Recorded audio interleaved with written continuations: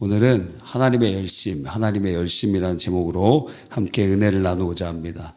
오늘 이 전체적인 흐름은 하나님의 열심이라는 박영선 목사님의 책, 또 박영선 목사님의 설교들을 좀 참조해서 같은 그러한 맥락에서 함께 은혜를 나누고자 합니다. 자세한 것은 책을 한번 읽어보시면 아주 생각의 전환이 많이 일어나는 은혜 받는 그런 책이 될 것입니다.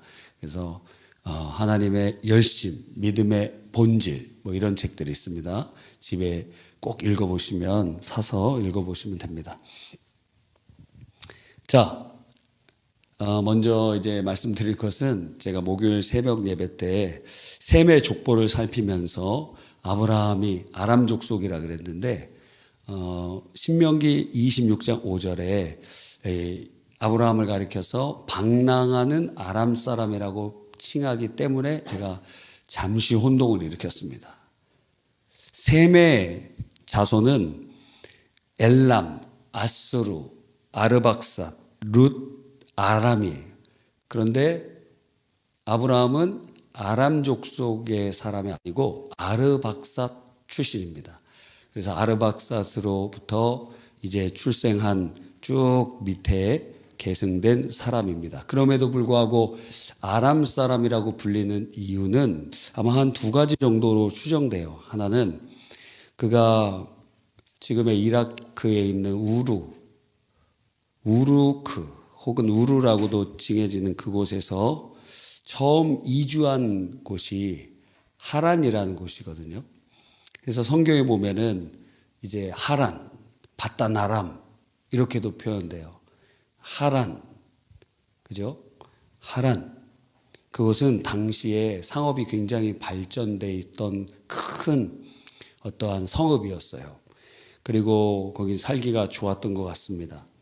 그쪽으로 이동을 했고 그 하란이라는 곳에 아람 사람들이 많이 살고 있었어요. 그래서 하란에서 가나안 땅으로 올 때 사람들이 아람 사람이라고 생각했던 것 같습니다. 아람 종족이 아니지만 아람 사람이 많이 사는 바단 아람, 그렇죠? 예, 아람의 평야 이런 의미이거든요. 바단 아람. 그 바단 아람 중에 하란이 있는 거예요. 같은 지역이라고 봐도 돼요. 넓은 지역의 한 지점이 하란이다. 그러니까 그래서 아람 사람이라고 칭해진 것 같기도 하고 또 이렇게 내려오면서 아람 종족과 통혼이 이루어졌기 때문일 수도 있습니다. 그래서 정정하려고 말씀을 드리는 것입니다. 자, 우리는 새벽에 창세기 강의를 계속 듣고 있습니다. 그래서 우리가 여러분이 성경대학을 이제 수강하고 그러시면은 성경을 아주 자세히 한 장씩 다 읽어가면서 공부를 합니다. 창세기를 우리가 크게 두 가지로 요약할 수 있죠. 하나는 원역사, 그리고 하나는 족장사입니다. 그래서 이 두 가지로 나누는데 이것은 또한 네 가지로 요약할 수 있죠. 첫째는 무엇이죠? 창조, 그리고 타락, 노아 홍수, 그리고 바벨탑 사건입니다.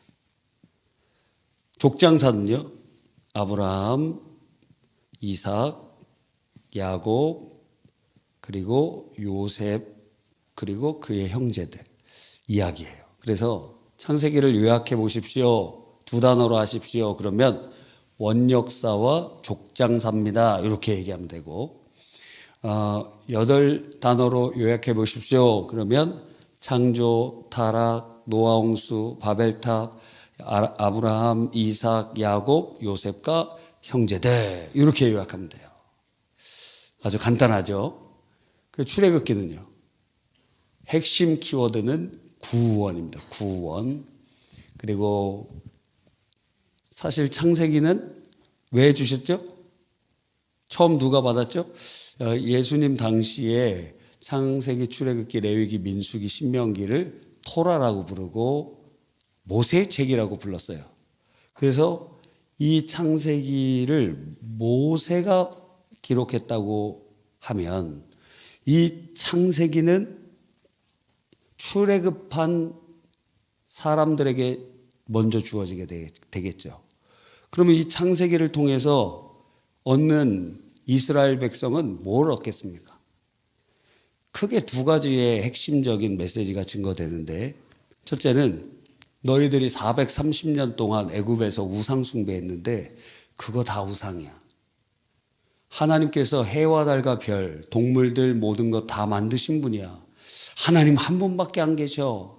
하시는 그러한 강력한 유일신에 관한, 하나님에 관한 그러한 메시지를 보여주고, 그리고 또 하나는 바로 이스라엘 백성의 정체성입니다. 나는 누군가? 우리는 누군가? 그래서 이 창세기를 통해서 그들은 자신만의 아이덴티티를, 이제 노예가 아니고 우리는 종이 아니라 자유인이요.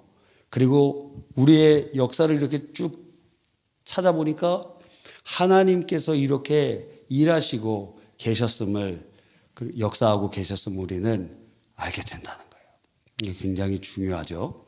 자, 하나님께서는 이 만물을 창조하시고 관망하시는 분이 아닙니다. 하나님께서는 어떠한 원리만을 만들어 놓으시고 그냥 구경하고 계신다. 우주를 만드시고 빛이 있으라 할 때 빅뱅이 일어나는 것처럼 온 우주가 창조되고, 그리고 1장 2절부터 마치 하나님께서 이런 것 같아요. 이건 뭐 비유로 표현하자면 모세에게 창세기를 보여주실 때 마치 지구에 모세가 이렇게 있고 하나님께서 하나씩 이렇게 보여주시는 것 같아요. 한번 생각해 보십시오. 1장 2절에 이미 수면 위에, 그러니까 지구가 물로 뒤덮여 있어요. 수면 위에 성령이 운행하시니라 이렇게 돼 있잖아요. 그러니까 주님께서 이렇게 보여주시는 것 같아요. 하나씩 하나씩. 자, 하여튼 그런데 이 하나님께서 관망하시는 분이 아니시라는 거예요. 원리와 원칙만 두시고 창조의 세계 그냥 두시고 있으신 분이 아니라 오늘 새벽의 말씀처럼 하나님은 개입하세요. 창조의 주체이시고 타락 가운데 그들에게 가죽옷을 입히시고, 그리고 여자의 후손을, 메시아를 주실 그 원시 복음을 주시는 분이 하나님이시고, 노아의 홍수에서 노아의 가족들과 그 동물들을 구원해 내신 분이 하나님이시고, 바벨탑의 그 거역을 흩으시는 분이 하나님이시라는 거예요. 그러면서 족장사로 들어오면서 이런 인류의 거대한 계획 가운데 하나님이 개입하실 뿐만 아니라 한 사람, 한 가족들, 한 민족들의 주님께서 개입하고 역사하고 계시다는 것입니다. 신학적인 단어로는 섭리라고 하고, 그리고 다른 말로는 통치라고도 하고, 주님의 간섭이요 개입이라고도 할 수 있습니다. 그러니까 여러분의 한 명 한 명의 삶에 대해서 하나님께서 개입하고 계시다는 거예요. 왜 이런 일이 일어났을까? 하나님께서 개입하시고 하나도 우연으로 되는 것은 없다. 여러분의 삶의 모든 부분은 다 우연이 아니다. 오늘의 삶을 한번 돌아보십시오. 오늘 무슨 일이 일어났습니까? 어떤 것을 행했습니까? 주님께서 말씀하시기를 하나님 허락하지 않으면 너 머리카락 하나도 빠지지 않는다. 주님께서 참새 한 마리도 다 주님께서 기르시고 들에 있는 들풀들도 주님께서도 다 입히신다. 하물며 너희일까 보냐 믿음이 적은 자들아 하고 예수님께서 말씀하셨어요. 주님께서 지금 여러분의 삶에 개입하고 계시고, 우리의 삶에 개입하고 계시고, 우리 교회에 개입하고 계시고, 우리 나라와 이 열방에 주님께서 개입하고 계신다는 것입니다. 오늘 새벽의 말씀입니다. 여러분, 하나님께서 개입하고 계시는 확실한 증거가 무엇이죠? 예수님이에요. 예수님. 우리가 죄로 인하여 영혼은 이미 죽어버렸고 이제 육체도 흙으로 돌아가고 이제는 영원한 지옥에 던져지는데, 하나님께서 우리를 불쌍히 여기셔서 하나님의 아들 예수님을 이 땅에 보내주셨어요. 시간을 뚫고 이 땅 가운데 주님 오셨어요. 그래서 우리에게 구원의 놀라운 은총 베풀어 주시기 위하여 십자가에서 몸 찢고 피 흘려 죽으시고 3일 만에 부활하셨습니다. 바로 그것이 인간 구원의 주체가 되시는 하나님을 보여주시고 하나님께서 그 구원에 개입하시며 하나님께서 그 구원 역사를 이루어 가심을 우리에게 아주 분명하고 명확하게 보여주고 있는 정점에 있는 사건이라고 할 수 있는 것입니다. 시간을 뚫고 영원에서 그리고 이 제한된 피조의 세계로 이 땅에 오신 사건. 인류 역사의 가장 정점은 언제냐? 바로 예수 그리스도의 성육신, 그분을 만지고 영원하신 하나님의 말씀을 요한일서의 표현처럼 우리가 만져보고 들어보고 보고 느껴보았다. 인류 역사의 가장 찬란한 시대, 과학이 발전된 지금이 아니고 창조주이신 그분이 이 땅에 오신 그 사건이 가장 귀한 일이었음을 우리는 알게 되는 것입니다.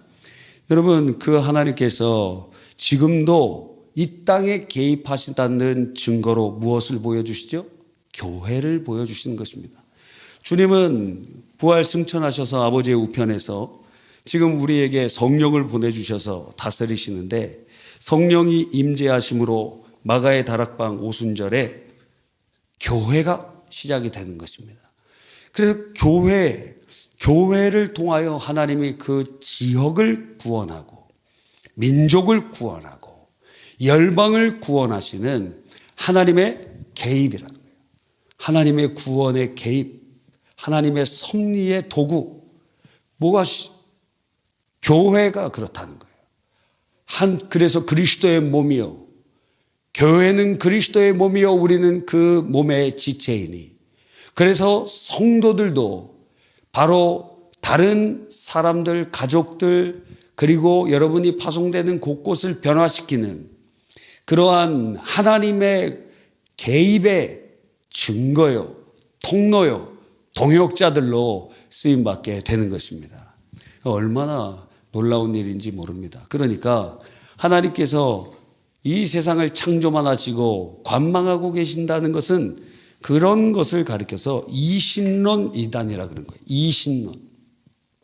하나님은 창조하셨을지 모르지만 모든 것은 창조된 그 안에서 자동적으로 이루어지는 것이지 그것이 무슨 하나님이 인격적인 개입이나 그런 것들은 없다. 그 라이프 니치 같은 사람들. 그런 주장들을 하는 것이라고 우리는 생각할 수 있습니다. 이 신론은 이단이에요. 그래서 여러분도 여러분의 삶 속에 하나님은 관망자로 생각하고 있다면 여러분이 이단적인 생각으로 지금 신앙생활을 하고 있는 것입니다. 하나님은 여러분에게 개입하고 계세요. 하나님 지금 역사하고 계세요. 하나님 우리를 인도하고 계세요. 하나님 지금 우리를 이끌어가고 계세요. 할렐루야. 여러분이 오늘 이 자리까지 온 것이 우연입니까? 올지 말지 오는데 왜 비가 오는 거예요 도대체? 주말에 지금 한 달째 비가 옵니다. 세소식반을 하라는 겁니까? 말라는 겁니까? 하라는 거예요. 여러분 가서 준비했잖아요. 준비하면 있든지 없든지 하고 오세요. 하고 오세요. 땅 밟기 하고 오세요. 그냥 하세요. 예, 그럼 지나가다가 저거 뭐야 하고 그냥 관심 갖고 그렇습니다. 근데 지금 제가 돌아보니까 어떤 분이 제보를 주셨어요. 우리가 지금 공원 중심으로 하고 있지 않습니까? 근데 문제가 있습니다. 신도시는 다 공원 옆에다가 종교 부지를 만들어 놨다는 거예요. 그러니까 옆에 여러분이 지금 전혀 생각을 못 하고 있었는데 세수식반 하고 있는데 바로 옆에 교회가 있습니다. 예? 지금 상당히 지금 고민이 많이 되죠. 그래서 우리 교회에서 만약 생각해 보세요. 우리 해림공원에 성화교회에 와갖고 세수식반 하고 있습니다. 어떤 마음 듭니까? 잘한다고 격려해 줘야지. 우리는 해림공원에서 안 하니까. 격려해 줘야 될 거 아니에요. 예, 그런 문제가 있다. 그래서 조금 더 반경이 넓어지면서 우리가 지금 100개의 세소식반을 바라보면서 이곳에 교회를 세워가고 완전 복음화 비전을 성취해가는 그 발걸음을 하고 있는데, 그래서 반경 2km 밖에 있는 데는 이제 거기 바로 그 공원 옆에 있는 교회, 거기다가 우리가 한 명씩 파견을 해달라 그래서 우리가 주중에 전도하고 주일날 데려가라. 그렇게 하려고 합니다. 그래서 우리 교회만 부흥되려고 하는 게 아닙니다. 이 부천시 교회들을 깨우고, 이거 우리가 부천시 모든 교회들과 연합해서 부천시 완전 복음화의 그 1단계가 7만 명의 어린이를 주님께로, 14만 명의 그 부모들을 주님께로, 그리고 그들을 통해서 이 부천을 주님께로 하는 하나님의 놀라운 역사들이 이루어갈 수 있습니다. 자, TCE 교육 받은 사람 손 들어보세요. TCE 교육. 손 높이 들으세요. 야, 다음 주부터는 TCE 교육 받은 사람 이쪽에 앉고 안 받은 사람 이쪽에 앉히면 좋을 것 같아요. 아니, 그 농담입니다. 안 받은 분은 다 받아야 돼. 그걸 받으니까 다 전도하게 되더라고요. 전도의 열망이 일어납니다. 근데 TCE 교육 했는데도 지금 세소식반 안 한다. 여러분, 그거 다 헌금으로 여러분 다 훈련비 내준 겁니다. 회개해야 돼, 회개해야 돼. 예? 도둑질한 거야, 하나님의 것을. 이라고도 말할 수 있다는 거예요. 강하게 얘기하면. 그러니까 무엇이냐? 반드시 해야 된다. 근데 거기 TC 교육을 받으면은 하고 싶은 마음이 생깁니다. 저희도 TC 교육 못 받으면 3일 클럽 훈련을 받으면 돼요. 3일 클럽, 3일 동안 세소식반을 연달아 여는 거예요. 3일 연속으로. 세소식반 월화수 이런 식으로 쫙 모아서 그 주에 주일날 데리고 오는 그런 것입니다. 그래서 3일 클럽을 훈련을 받으려면 4일 동안 오전 오후 훈련을 받아야 됩니다. 그러면 첫날 오리엔테이션하고 그 다음에 오전에 훈련받고 오후에 나가서 바로 개설해요. 시행합니다. 그러면서 지나가는데 둘 중에 하나 다 받으셔야 돼요. 일단 TCE 교육을 받으시기 바랍니다. 이번 6월 말부터 있습니다. 안 받은 분은 받아야 됩니다. 그래서 전도자가 돼야 됩니다. 몇 명을 목표로 하고 있느냐? 100개의 세소식반을 하려고 하니까 600명이 필요해요. 지금 60명 정도 있는데 아직 10분의 1밖에 되지 않았어요. 여러분이 필요합니다. 여러분 받아야 됩니다. 함께 전도자의 큰 힘을 함께 해 주십시오. 그게 무엇이냐? 전도라는 것이 명백한 인간 역사에 주님이 개입하시는 하나님의 증거라는 거예요.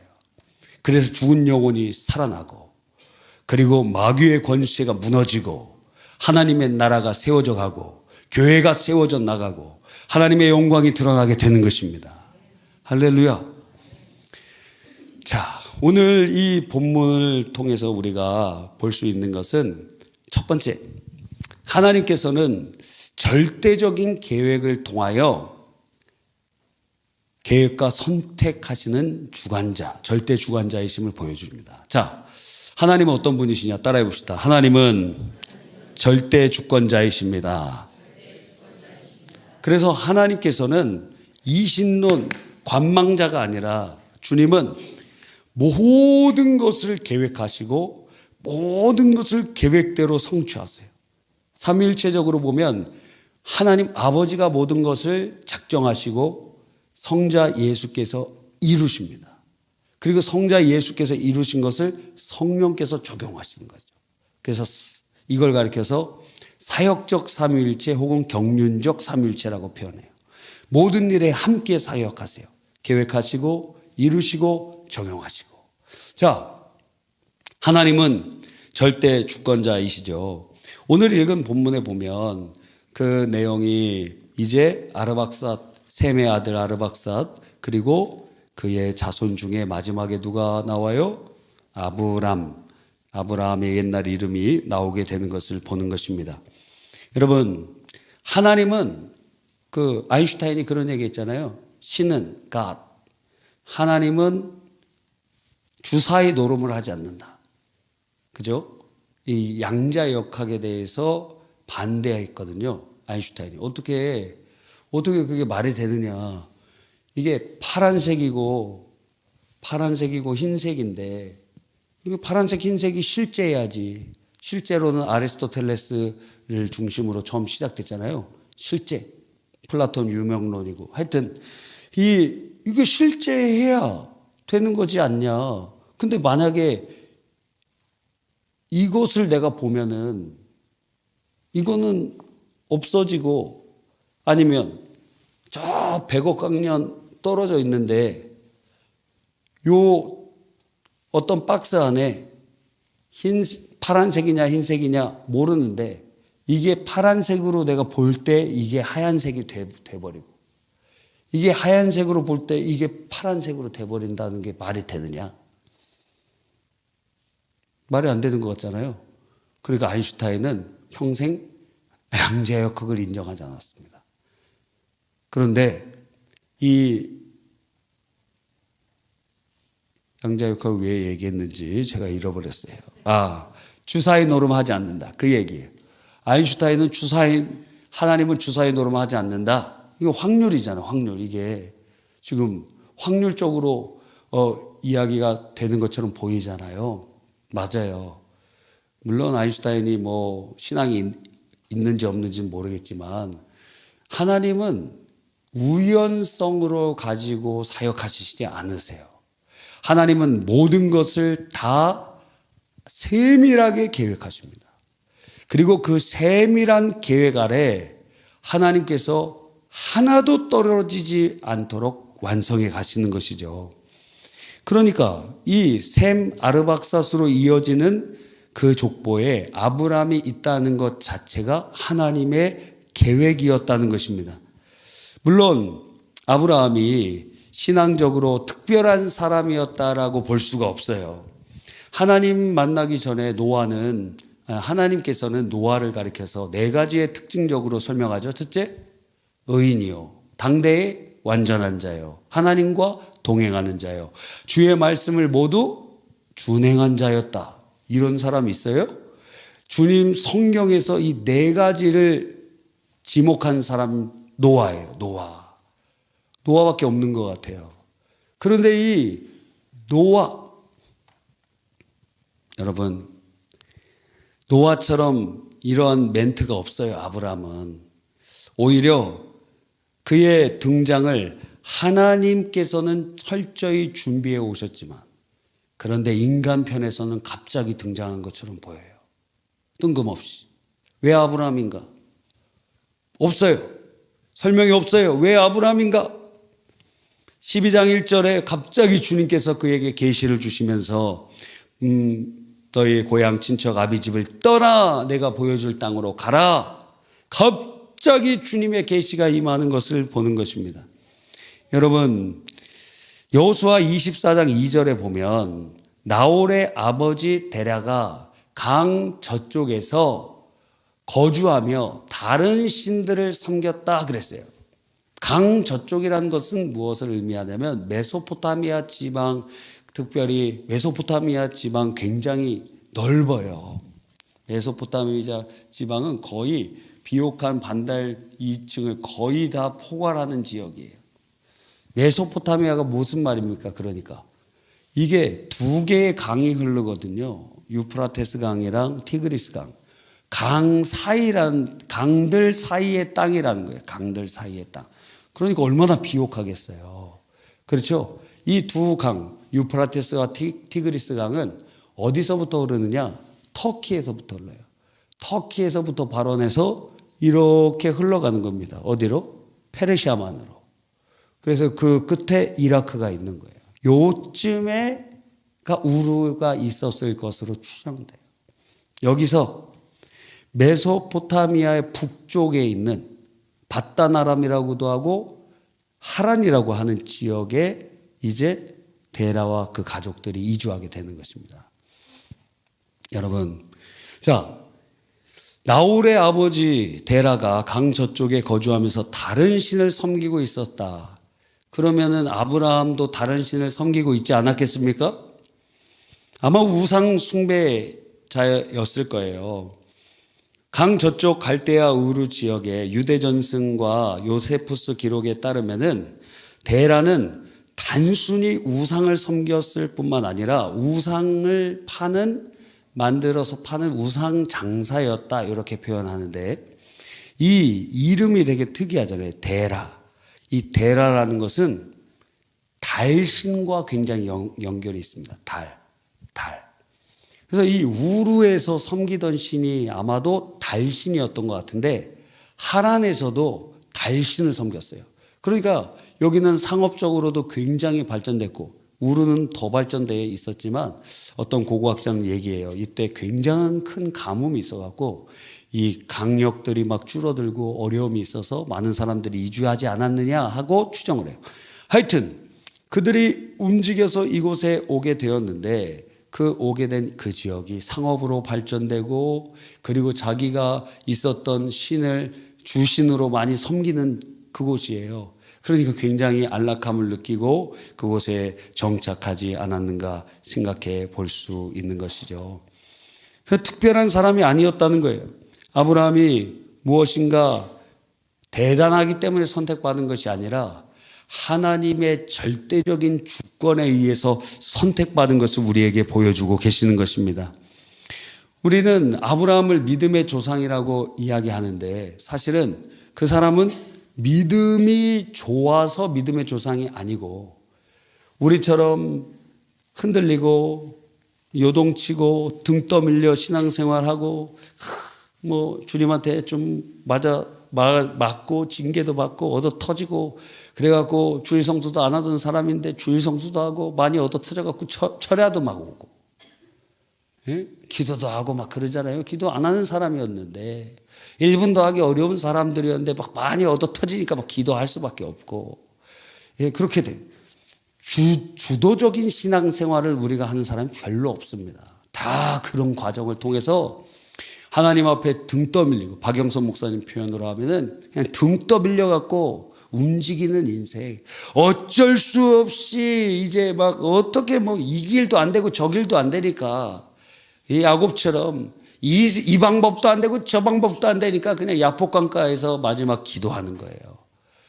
우리는 그렇게 얻어 터지면서 고난을 겪으면서 수많은 그것을 겪으면서 주님의 뜻을 모르던 아둔한 사람이었고, 상황 가운데 막 흔들리던 사람들이었고, 베드로처럼 주님 멀리 떠났던 사람들이었고, 그러한 과정에 있었는데, 그러나 하나님께서 역사하셔서 우리가 이제 예수 그리스도를 믿게 되고 점진적으로 변화되는 그 모습의 대표적인 케이스로 아브라함을 선택했기에 그를 모든 믿는 자의 모델이 된다라는 의미에서 믿음의 조상이라고 얘기하는 것입니다.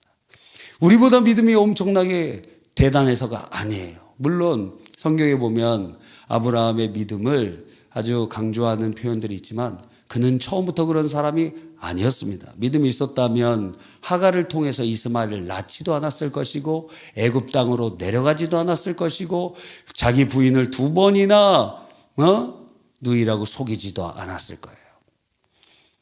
흔들리는 사람, 누구처럼? 우리처럼.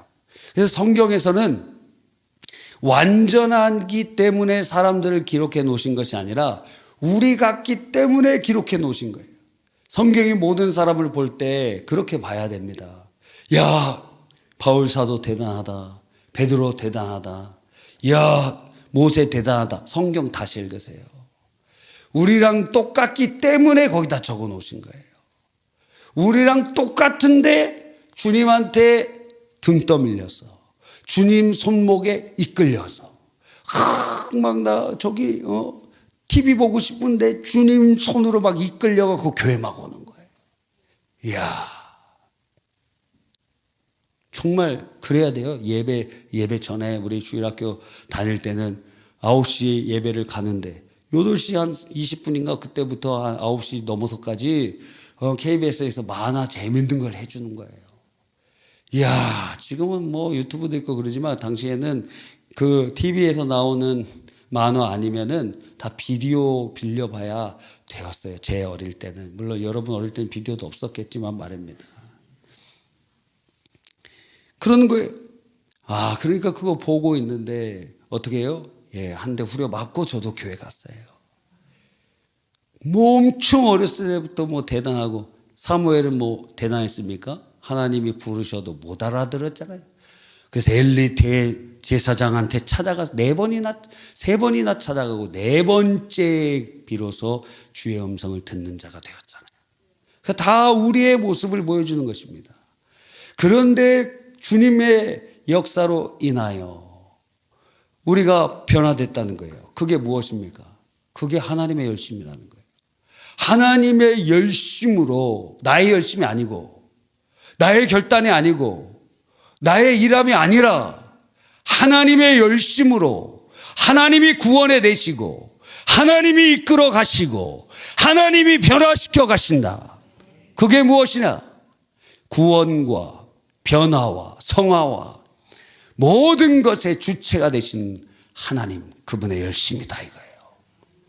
여러분, 그래서 이것이 너무도 명확하다는 것입니다. 그것을 아브라함을 통하여 보여주시기 위하여 지금 주님께서는 선택하고 계시는 것입니다.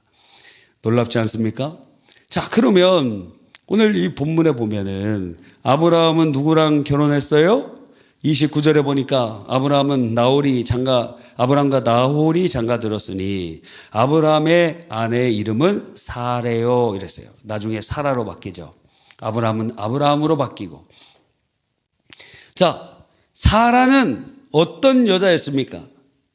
독한 여자였어요. 그래서 막 임신부도 학대하고 막 그러려고 대단한 여자예요. 임산부도 막 학대하는 여자였어요. 그리고 자기의 친아들과 그 어부 아들이 상속하지 못하도록 쫓아내는 여자였어요. 대단한 사람입니다. 아마 그런 악은 그 사라의 말을 아브라함이 들을 수밖에 없는 것은 두 번이나 자기 처를 버렸기 때문이죠. 라고 생각해 볼 수 있습니다. 여러분, 이 사라는 어떤 사람이었는가? 우리가 잘 알다시피 창세기 20장 12절에 보면 아브라함이 이렇게 자기의 아내에 대해서 설명합니다. 그는 정말로 나의 이복 누이로서 내 아내가 되었음이니라. 그리고 무엇이에요? 이복 누이라는 이복 누이, 배다른 동생 혹은 뭐 배다른 가족이 이럴 수 있을까요? 당시 고대에 아람 사람들이 많이 그렇게 했던 것 같아요. 전혀 죄책감이 없잖아요, 이 사람. 자, 후대에 하나님께서 주신 율법에 따르면 레위기 18장 9절에 보면 너는 내 자매, 그건 내 아버지의 딸이나 내 어머니의 딸이나, 이것은 이복 자녀를 의미해요. 집에서나 다른 곳에서 출생하였음을 막론하고 그들의 하체를 범하지 말지니라. 그러니까 물론 율법이 있기 전이기 때문에 그를 평가할 수 없지만 율법이 있는 기준으로 보았을 때 그의 모습은 아주 근친상간에 가깝다 할 수 있는 것이죠. 굉장히 큰 그 메시지를 우리에게 줍니다. 그런 사람인데도 하나님 선택해 주셨다는 거예요. 예수님의 족보는 그것을 아주 보여주고 있지요. 은혜의 물줄기를 보여줍니다. 예수님의 족보에 여인들 주목되는 세 여인이 나오죠. 한 명은 라합, 그 다음엔 롯, 그리고 마리아입니다. 자, 라합이라는 여인은 여리고에 살고 있었던 가나안 사람으로서 이방인입니다. 이방인이기 때문에 그가 이스라엘 백성이 될 수 없었고 가나안 사람이었기 때문에 하나님의 진멸을 당할 수밖에 없는 사람이었습니다. 그런데 그는 여관을 운영하면서 그리고 거기서 매춘을 했던 사람이에요. 그래서 기생 라합이라고 표현되는데 그 기생이라는 단어는 원어적으로 간음하다, 매춘하다, 창녀의 일을 하다 이런 의미를 가지고 있습니다. 누구라고요? 창녀라는 거예요. 몸을 파는 성매매 업소 여성이라는 거예요. 누가? 예수님의 족보에 처음 등장하는 여자가. 그런데 그 여자가 누구와 결혼하느냐? 살몬이라는 사람과 결혼합니다. 유대 지파에 있는 살몬이라는 사람과 결혼을 해요. 자, 그와 결혼해서 누구를 낳느냐? 보아스를 낳습니다. 맞아요. 룻기에 나오는 보아스인 것 같아요. 보아스는 누구랑 결혼합니까? 모압 여인인 이방 여인 룻과 결혼하는 거예요. 여러분, 이것을 통해서 우리는 그 후손에 바로 롯이 나고 오벳을 낳고 이세를 낳고 결국 다윗 왕을 낳으니라. 그렇게 흘러가는 것을 우리는 보는 것입니다. 여러분, 우리는 이것을 통해서 무엇을 볼 수 있을까요? 예수님의 족보에 이런 사람들이 기록되어 있고 아브라함이 그런 사람이 있고 그러한 모습들을 이렇게 보이는 것을 통해서 우리는 굉장히 강력한 하나님의 메시지를 들을 수 있습니다. 첫 번째는 무엇이냐면 예수 안에 우리가 새로운 피조물이 되는 것을 우리는 확신하게 됩니다. 이방 여인이든지 기생이든지 그 사람 지금 근친상간하는 후대의 입장이지만 그런 아브라함이든지 간에 예수 안에서 새로운 피조물로 주님께서 바꿔주신다는 것입니다. 하나님 안에서 과거의 죄가 무엇이든지 간에 주님께서는 정결케 하시고 새롭게 하시고 새로운 피조물로 거듭나게 해주시는 것입니다. 그래서 여러분 가운데 이러한 사람들이 있을 수 있습니다. 과거에 내가 이런 죄도 범하고 저런 죄도 범하고 이런 사람이고 저런 사람이었다고 할 수 있습니다. 그런데 예수 안에 있다면 새로운 피조물이 되었습니다. 누구도 정죄할 수 없습니다. 하나님의 은혜가 있는 줄 믿습니다. 만약 여러분을 판단하는 자가 있다면 그는 마귀요. 여러분을 정죄하는 자가 있다면 그는 하나님을 거역하는 자입니다. 왜?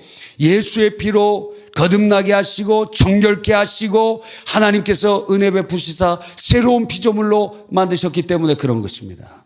두 번째는 잘못된 부모는 있을지 몰라도 잘못된 자녀는 없다는 메시지를 우리에게 알려주세요. 리고렌 목사님의 목적이 이끄는 삶에 그런 내용이 있어요. 잘못된 부모는 있을지 몰라도 잘못된 자녀는 없다. 여러분, 부모가 잘못했습니다. 나쁜 놈들이 부모가 될 수도 있어요. 나쁜 사람들이.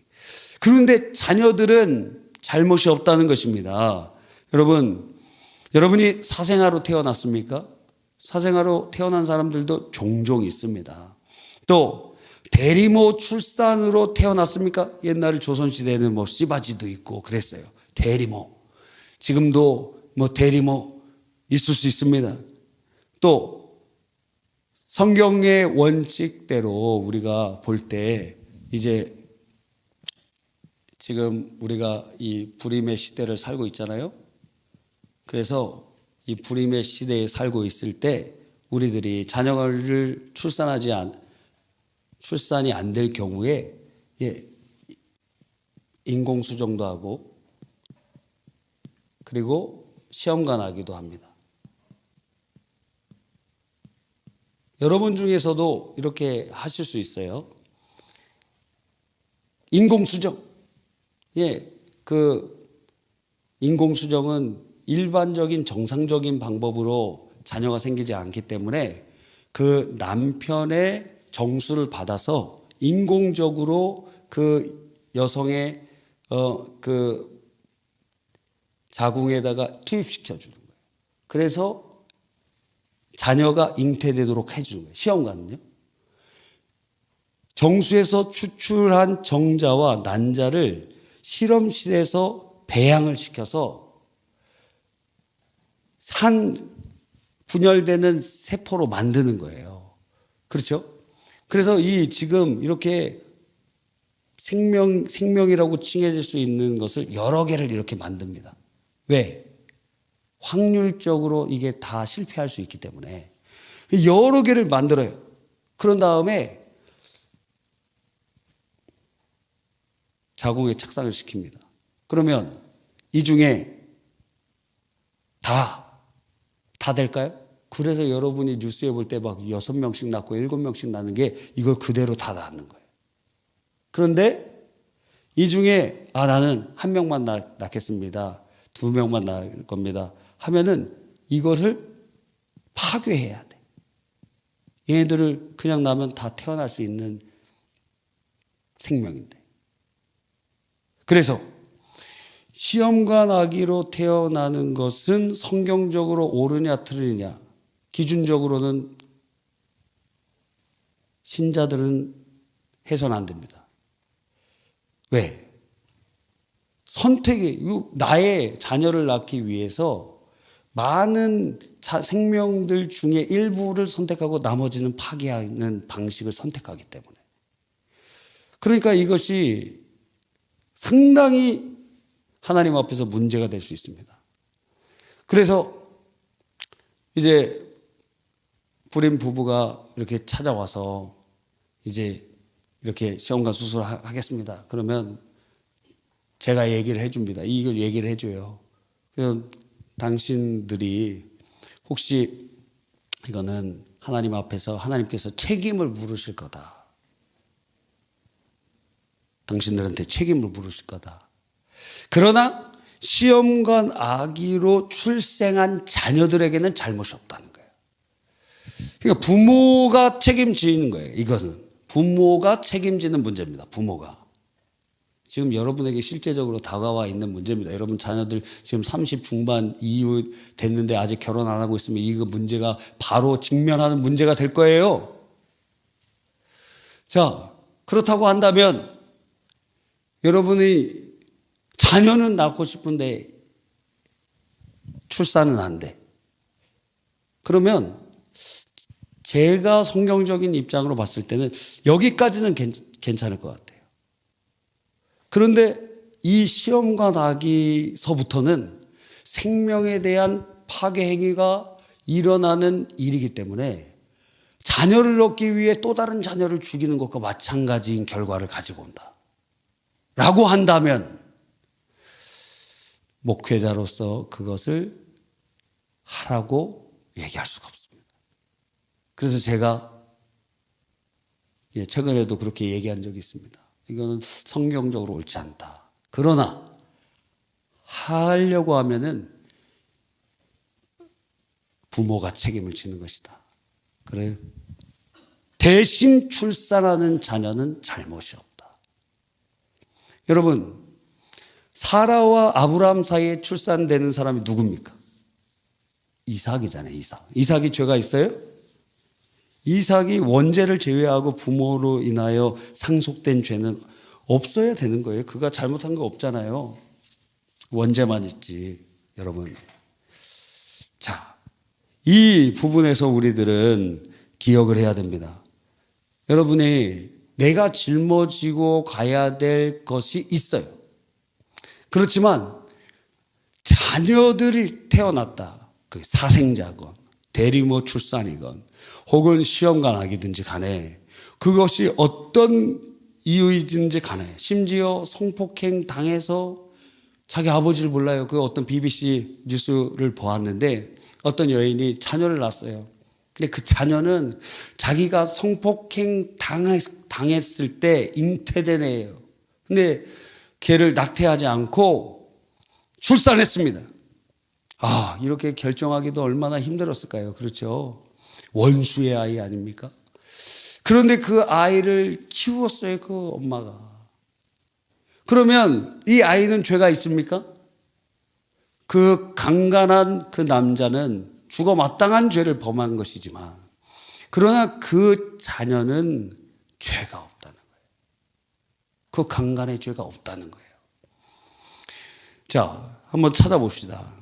신명기 24장 16절, 예레미야 31장 29절로 30절, 에스겔서 18장 20절. 먼저 신명기 24장 16절. 자, 읽어봅시다. 아버지는 그 자식들로 말미암아 죽임을 당하지 않을 것이요 자식들은 그 아버지로 말미암아 죽임을 당하지 않을 것이니 각 사람은 자기 죄로 말미암아 죽음을 당할 것이다. 연좌죄가 금지되어 있고 부모의 죄로 죽지 않는다. 예레미야 31장 29절로 30절.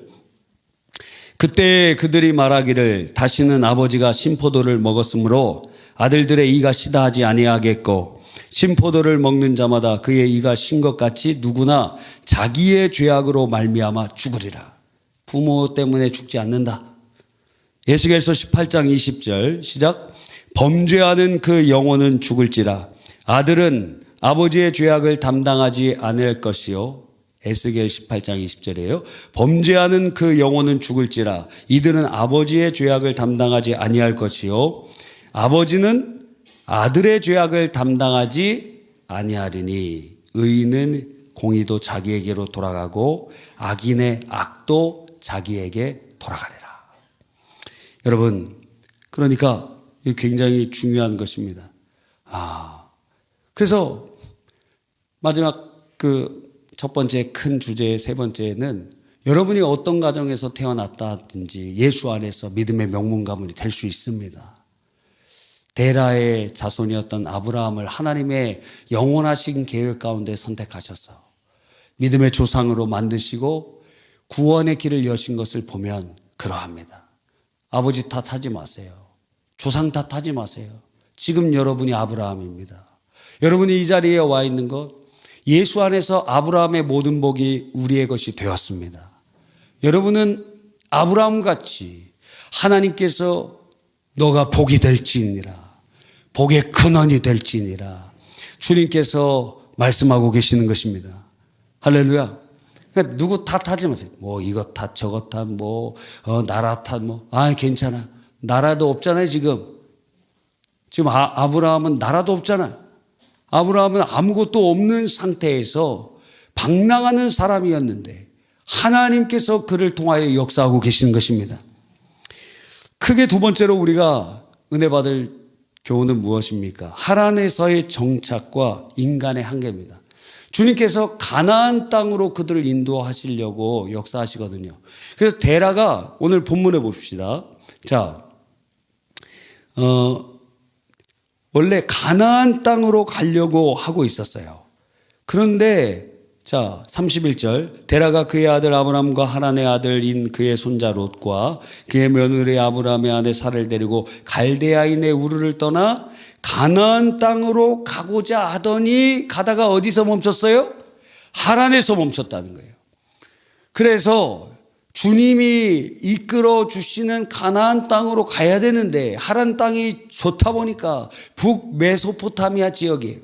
그러니까 이 밑에서부터 여기까지 다 메소포타미아거든요. 강 사이 중간 지역은 다 메소포타미아니까 메소포타미아 북쪽에 있는 바단 아람 지역의 하란 지역은 너무도 좋은 지역이어서 그들이 그곳에 정주하게 된다라는 것입니다. 여러분, 그러니까 우리의 열심이라는 것, 우리의 모습이라는 것은 이렇게 흔들려요. 하나님께서 부르십니다. 우리 인도 선교 갔다 오신 분들 또 막 열정이 있었다가 지금 어떠세요? 이번 주 주일날 저녁에 안강희 선교사님 설교하시러 오시는데 여러분 만날 텐데 교회 세웠냐고 물어볼 때 뭐라고 얘기할 겁니까? 뭐 했습니까? 이분들은 지금 공원에서 교회를 세웠습니다. 여러분 뭐 했습니까? 라고 물어보면 어떻게 대답할지 준비하고 있어야 된다. 여러분 지금 책망하려고 하는 게 아닙니다. 원망의 눈으로 나를 쳐다보고 있어요.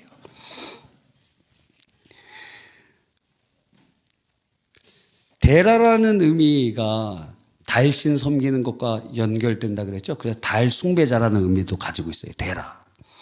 그러니까 너무 편한 거예요.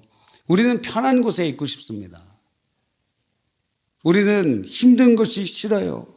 여기가 좋사오니 그게 영적이든지 육체적이든지 간에 막 은혜 받으면 기도원에만 있고 싶고 교회만 있고 싶고 그렇죠. 교회만 있고 싶잖아요. 근데 하나님 그것도 원하지 않으세요. 왜? 내가 너희를 보내노라. 그 세상에 하나님의 개입과 구원의 통로가 되기 위해서. 그래서 우리들은 교회에만 정주하고 있으면 그 신앙촌이 되는 거예요. 그러면 우리는 세상을 구원하기 위한 하나님의 개입과 통치의 도구이기 때문에 그래요. 그래서 우리 인간은 그렇게 정주하고 멈추고 있는 것입니다. 이 자리에도 인도 선교에 부르심 받은 사람들이 있는데 주저주저 하잖아요. 주저주저. 내가 가면 짐이나 되지 않을까? 짐이 될 수 있습니다. 그러나 하나님께서 역사하시면 물이 변하여 포도주가 되는 거예요. 짐이 변하여 약이 될 수도 있습니다. 하나님 앞에 우리는 항상 이렇게 되는 거예요. 주님의 일에 걸림돌이 안 돼야 되는데, 예? 그래서 주님께서는 다윗을 보고 좋아하신 거예요. 내 마음에 합한 사람이다. 그리고 잠언서에 보면 충성된 자는 여름에 얼음 냉수와 같다. 이 말은 무슨 얘기예요? 그 당시에 냉장고 있어요, 없어요? 그럼 얼음 냉수가 있어요, 없어요? 일반적으로는 없다. 헬몬산 같은 데는 만년설이 있기 때문에 뭐 눈을 볼 수 있지만 일반적으로는 거긴 아마 얼음골도 없을 거예요. 그러니까 없다는 거예요. 없다는 거. 충성된 자가 없다는 거예요. 눈을 씻고 봐도 찾기가 어렵다는 거예요. 그게 우리의 모습이라는 거예요. 하란에 멈추고 정주하고 있는 모습.